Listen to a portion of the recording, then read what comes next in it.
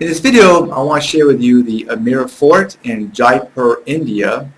Now before I begin, down below there's a link in the description on YouTube. And if you click on that link, I'm giving away a free video-based guide all about providing tools that make traveling so much more easier and better, as well as a video guide on how to simplify dietary supplements, which you should check out. Now the most famous tourist route in India is something called the Golden Triangle, and that's New Delhi to Agra, and that's where the whole Taj Mahal is, and then finally to Jaipur, which is the Pink City. And this is where the Amer Fort is. So it's a very popular tourist destination. There's tons of tourists, and due to that, there's so many people selling things and many beggars. Now what I recommend, if you're not interested in buying anything or giving someone money, is you don't even look at somebody if they're trying to sell you something on the street, and just keep on walking. The thing about India is they are hardcore salespeople. If you say no to them, they'll go, "Ooh, I got a chance," and they'll follow you and they'll drop the price, and you just want them to go away. And so that's why I recommend not even looking at somebody. And it works really good for me when I was in India. Okay, and you'll understand this when you go. There's hardcore salesman. Another thing, if someone's really bothering you, is just say "Jao," and that means go away. And I've had to say that a few times. So anyways, having said that, on this fort, it's on a hill, and there's all these elephants. You can actually ride the elephants up the hill to the fort. It's pretty cool. And what I recommend is getting into like a tour group. And they're all there in the big courtyard. You could find one in your language, and it makes the whole seeing the fort much better, I think. And this is a very popular fort, and the most popular room is the House of Mirrors. I mean, the Room of Mirrors. All these crazy mirrors everywhere. So it's pretty interesting. Here's the video of the fort. Check it out. If you like this video, please hit the thumbs up button and enjoy.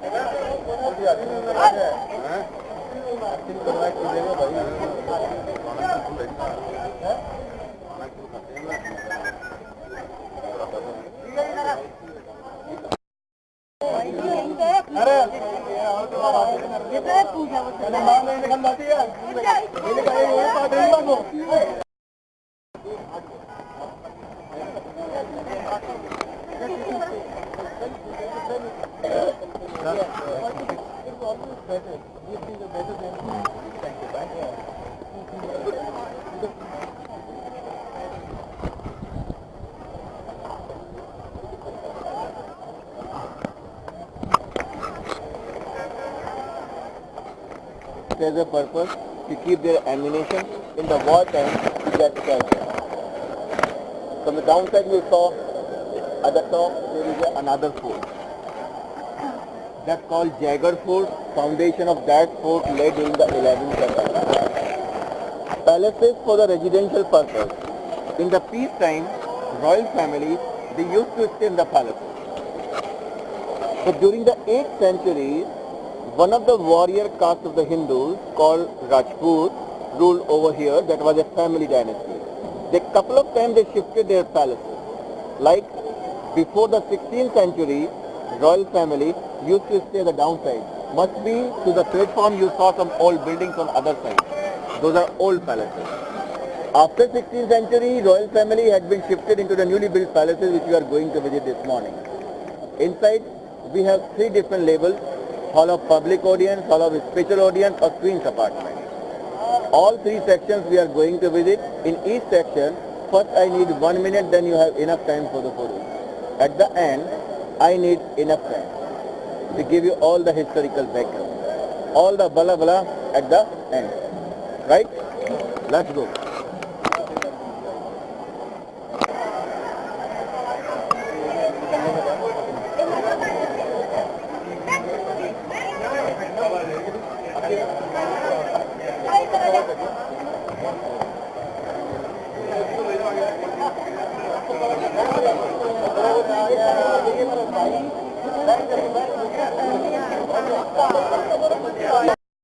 Handmade, lock 2 kilograms, need couple of keys to open. Original door and lock. With standing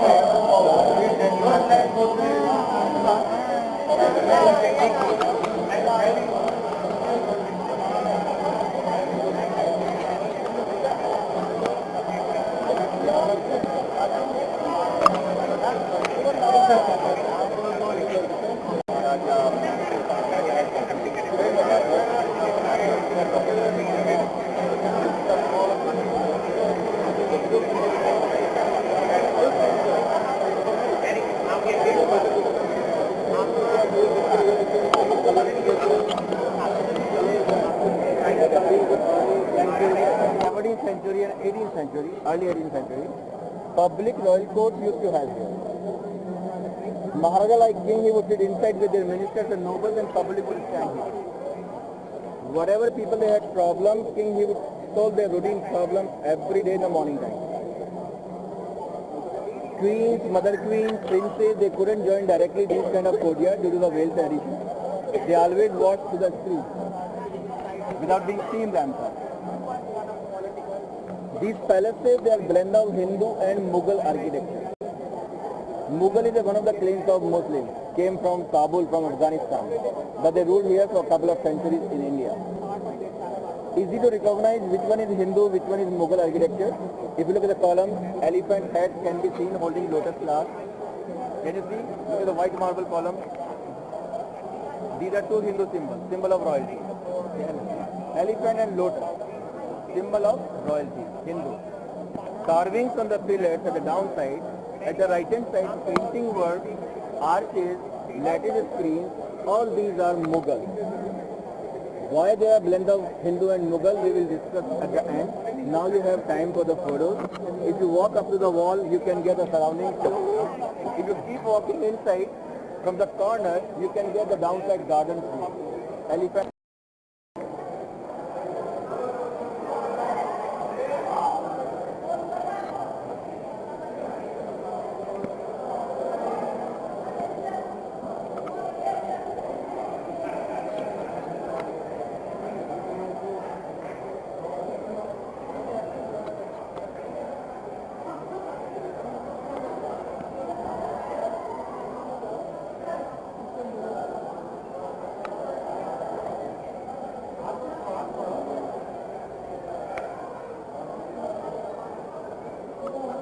Turban.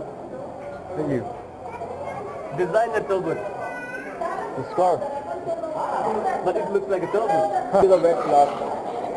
This technique called fresco, an Italian technique.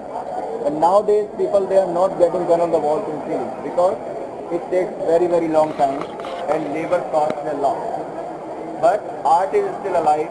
We have designed natural dyes, artisans, but not on the walls and ceilings. People they are doing on a fabric, with a different fabric. So I would like to ask you, you want to get a group photo at the gate?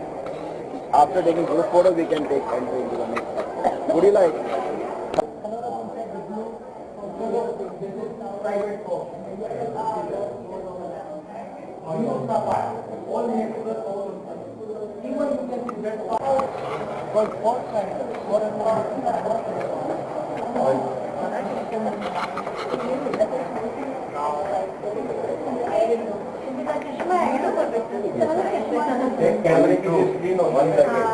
It's a marble, it's a lime plaster, it's called stucco. Material used here, lime, mortar and stone, especially in the summer it remains cool and the winter it remains warm. In Rajasthan, our summer they are terrible. April, May and June, hottest month of the year, temperature remains above 45 degrees, 110 or 120 Fahrenheit. So mostly buildings like forts and palaces, they are made of the same material, lime water. So in the summer it remains cool, in the winter it remains warm. The main fascinating part is that one. We are heading toward that direction. There you will have the proper time for the photos. We will walk down like this way. At the right hand side, the first case, there is a wheelchair, 18th century wheelchair used by the ladies. And just ahead, at the right hand side, there is a water cascade, kind of cooling system. Then a beautiful door, 17th century, made of sandalwood inlaid with ivory. All these are at the right hand side, so if you want to make some photos while walking. How they used to carry?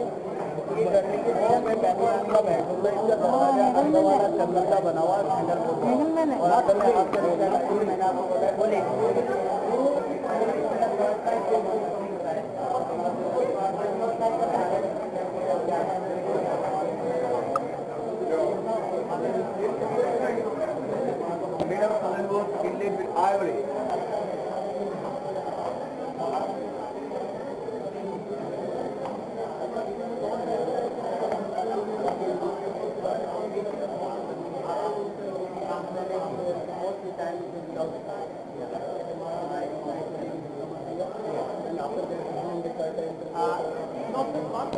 These are screens for the lighting, not to watch out the activities, just for the lighting.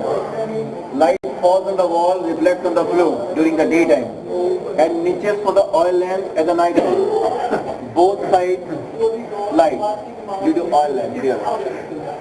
Please see this one. This is called Diwan-e-Khas, Khas. It's a Persian word, means it's facial. During the king's time, special royal court used to have this. There is a hall inside for the special meeting. Either side of the hall there are two rooms. Entire portion would use as a winter palace too. How they would keep it warm in the winter. Outer portion would cover with a brocade hanging. These hooks for the hanging. On the floor, hand-woven lofty rugs would lay at the night time. Oil lamps would be at a different corner. Due to reflection and cross-reflection, these tiny mirrors, they would get heat. Area would remain warm. So three arts can be seen here. Marble carving, totally hand carved, no machine used that time. Second one is the inlay work. Inside the white marble, black bean fit. Even the butterfly's eyes, they are inlaid. Third one is tiny mirror work in the inner walls and ceilings. These are curved mirrors. If you go near to the wall, you can see a reflection of more than 1 meter. Try to imagine if it is covered from the outer side, on the floor lofty rug, at the night time oil lamp, you can imagine about the phenomena of that time. 15 minutes time you have for the photos. Take a walk, try to look at the inner ceiling. Beautiful designs can be seen. And if you would like to go up at the first floor, where ladies they used to watch outer activities, to go up just straight, at the last there is a gate. Through the gate there is a ramp, easily you can walk up. Upstairs we have 3 photo points, most left hand side one cupola to get an outer view, middle one and right hand side.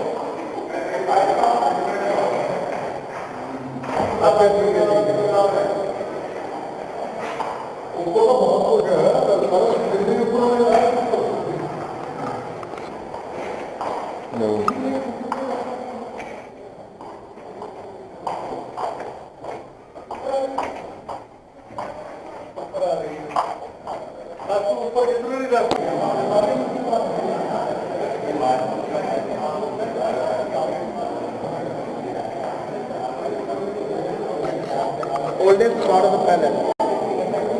One of the queen apartments.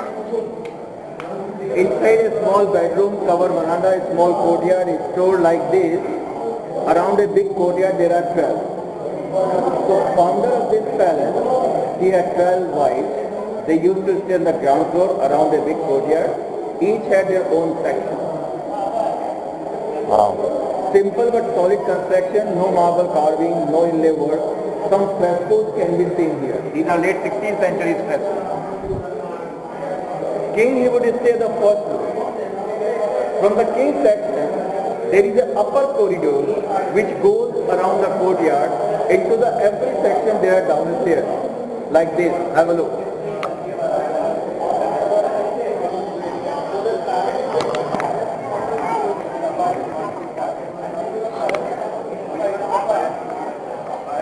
Like this. Without the knowledge of other queen, he could visit any respective apartment to the stairs. I am having one queen. How difficult to manage her, I know. If you imagine about 12 wives, 300 concubines, it was not an easy job to manage them. In every section, over the stairs, there is a one Kama Sutra painting, like forth from the corner toward the left. If king forget where I am, he could remember to see I am in the haram. Let me show you all the 12 from one section, please.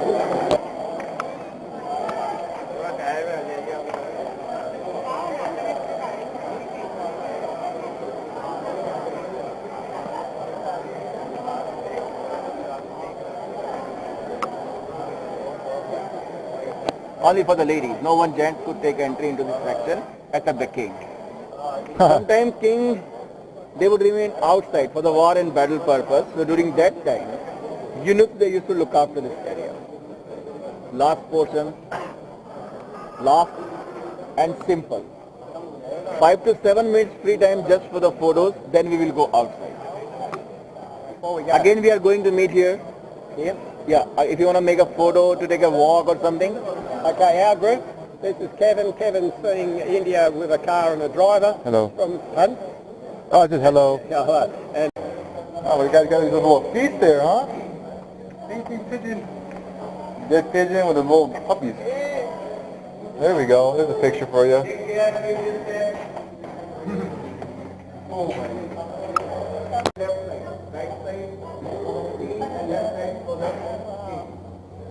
Oh wow, 16th century, there you go.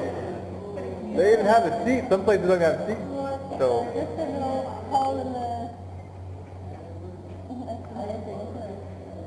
there's got to be a bucket of water somewhere, huh?